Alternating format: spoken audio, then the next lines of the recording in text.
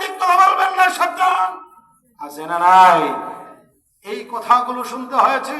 আলহামদুলিল্লাহ সুম্মা আলহামদুলিল্লাহ, আল্লাহর রাসূলের হাদিস, শেষ সময় আবার ইসলাম জিন্দা হবে, মুসলমানরা আবার তাদের হারানো গৌরব ফিরে পাবে। এই জমিনে কালেমার পতাকা পথ করে উঠবে।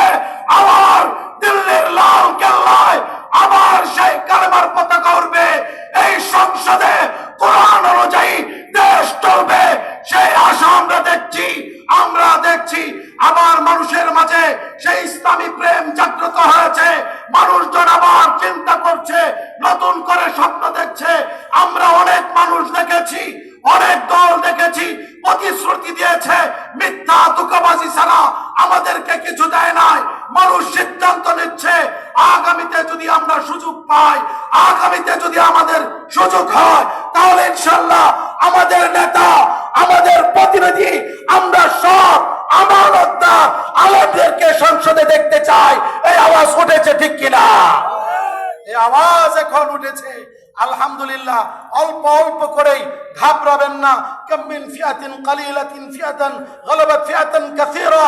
রাসূল সাল্লাল্লাহু আলাইহি সাল্লাম বদরের যুদ্ধে অল্প সাহাবায়ে কেরামদেরকে নিয়ে এমন বিশাল জয় করেছিলেন, ইতিহাস সাক্ষী এমন জয় হয়েছিল, যার কারণে সেই কাফের বেদিনের গোষ্ঠীরা বারবার বদরের যুদ্ধের কথা স্মরণ হলে গলা শুকিয়ে যায়।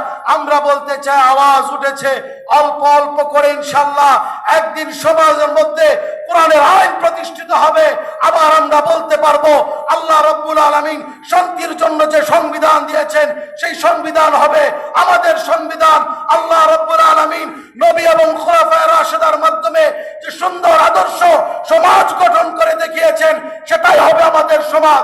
সমাজের মধ্যে একদিনের জন্য একটা ডাকাতি হবে না। এই সমাজের মধ্যে খুলাফায়ে রাশিদার আদলে দেশ পরিচালিত হবে। একদিনের জন্য চাঁদাবাজি হবে না। আমার কোন মা বোনের উপর কেউ তার শকুনের দৃষ্টি ফেলতে পারবে না। আমার এই দেশের মধ্যে 1 টাকার দুর্নীতি করার সাহস কেউ পাবে না। কোন মানুষের চাকরি দেওয়ার ক্ষেত্রে ঘুষ নেওয়ার কল্পনা করতে পারবে না।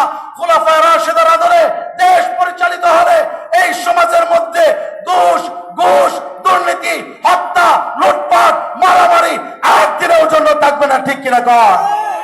আমরা সেই সুন্দর সমাজ চাই কি চাই না? আমরা সেই চুরি মুক্ত, রাজধানী মুক্ত, দুর্নীতি মুক্ত দেশ চাই কি চাই না? আমরা আমাদের নিজেদের ভাগ্য, আল্লাহ পাক আমাদেরকে যে আমানত দিয়েছেন, সে আমানতটুকু 1000 2000 টাকার বিনিময়ে আমরা বিক্রি করতে কথা নাই। চান মনে হয় 2-1000 টাকা দিবেন, 5 বছর পিছিয়ে পিছিয়ে ঘুরবেন, কথা ঠিক কিনা? আপনি একটু চা খাইবেন আর এ করবেন, পিছিয়ে ঘুরেন, যে আপনার পিছিয়ে 10 কোটি টাকা ইনভেস্ট করবে নির্বাচনে। এগুলো তো বলে, সবসময় বলে, আরে মোল্লা মুন্সি দৌড়ে মানুষেরে যা বুঝাইবো, ঠিক আছে, তাদের কথা সত্য, মানুষজন বিশ্বাস করে।